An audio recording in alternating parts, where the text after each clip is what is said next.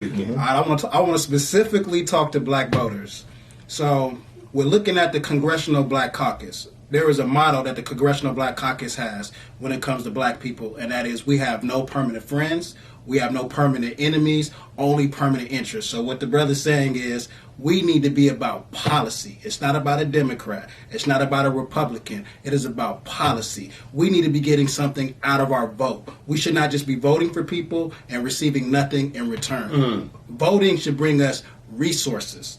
If we're not receiving resources or improvements or advancements within our community, then why are we voting for that person? Come on. We need to hold that person's feet to the fire. Either they're going to do what they said that they were going to do on the campaign trail, or we're going to vote them out. So I also encourage a whole bunch of young people or conscious people in general to run. If you see things that are going wrong within your community, get involved. You don't have to wait on nobody. Step up to the plate and be a leader. That's how leaders are born. They see things going on within their community that are not right, and they step up to do something about it. You don't have to be considered a politician. You can be an activist. You step up and do stuff because it's the right thing to do.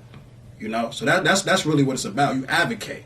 And you get out there, you make some changes. You make sure that there's people that are not being left behind. Because there's a lot of people out here that are running for office or formerly ran for office that got elected, and the people that they were gearing their message towards were middle-class people or people that are doing good. What about the lower-income areas, what we would consider to be the hood? What about the people who are wrongfully convicted or overly sentenced? Are we going to advocate for those people?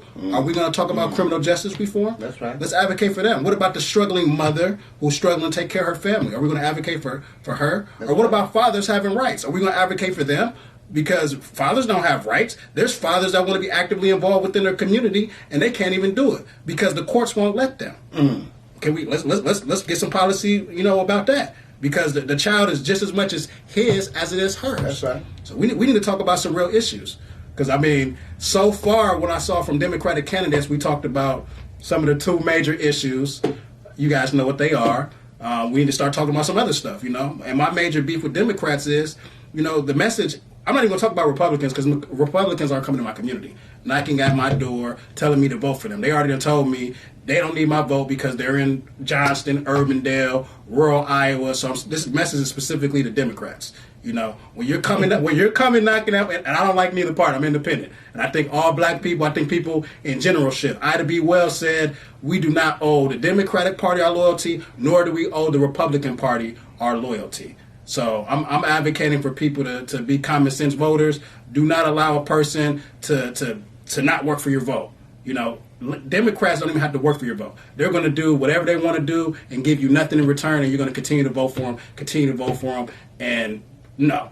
And as far as the Republican Party, make them earn your vote too. If they got some resources over there, you need to get over there and run as a Republican too. Run as a Republican, run as a Democrat, run as an independent. We need to spread black people around like peanut butter and jelly. We don't have to be limited. Come on. Don't let these people sit there and tell you got to be limited to just one party. We got to be strategic when it comes to certain stuff.